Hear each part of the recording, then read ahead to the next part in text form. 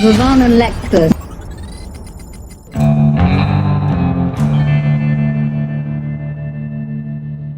Oh, look who's there, Mr. President. Oh, hello, Mr. President. Glad to see you. Glad to hear you. How are you there? I'm Well, really. I'm doing well, and I hope you are as well. Yeah.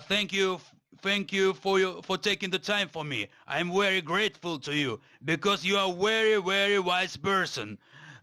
Former President of Ukraine, Yushchenko, told me a lot about you, how you helped our country. Yeah, you didn't want to take Russia into NATO, did you? No, I wanted him on the fringe of NATO. I wanted Ukraine into NATO. Mm-hmm. No, I mean, I thought for a while Russia would be more cooperative, and then Putin changed dramatically. I think what he wanted to do was sit on the fringe of NATO to make sure NATO was not offensive but defensive. Mm-hmm. No, but you always wanted to take Ukraine into NATO, not Russia, but Ukraine, always, as I remember. That's right. See, I felt Ukraine needed to be in the EU and in NATO. No, you know that the narrative. Then in the early 90s, Secretary of State Baker promised Gorbachev not to expand NATO. But this would be completely wrong, especially with the threats that Russia poses now. Yeah, that's right. That's right. Listen, times change. Baker was, he was the Secretary of State for my dad, which was years ago. And so, and the United States must be flexible, adjusting to the times. And that's why you're finding such strong support for your country now. No, I mean, it doesn't matter what Baker really promised Gorbachev in past. We have to see what is going on now. That's right. You know, I mean, in fact, now it's a war not only of Ukraine. It's a war of West world against Russians. Yeah. Of course, Russia was offended that NATO began to expand.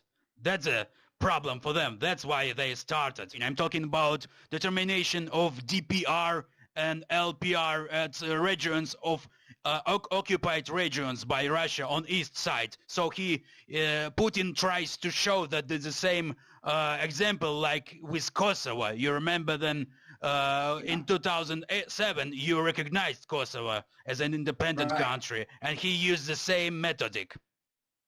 Right. Yeah, I don't know. I mean, I think if you prevail, or when you prevail, a lot of these other issues go off the table. Your mission is to destroy as many Russian troops as you can. And the question is, will you continue to receive the help you need?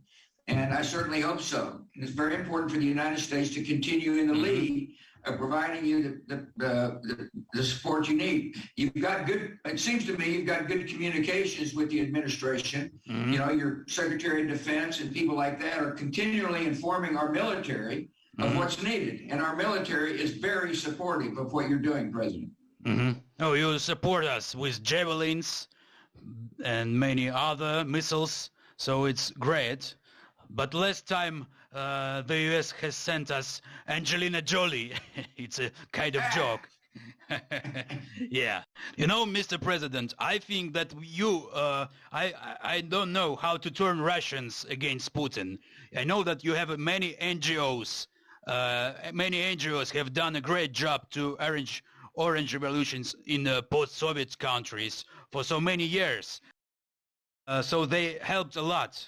So how we can work in Russia now to make people to start understand things, how to change the system inside Russia with NGOs.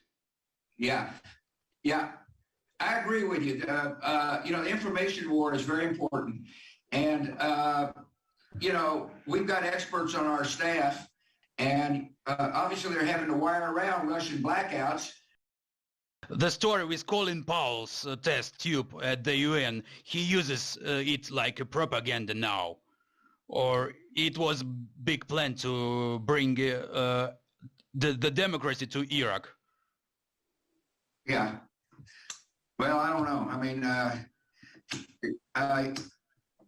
you're living in the past too much, brother. Because I love history. Because I love to get good advice, not to make mistakes in present.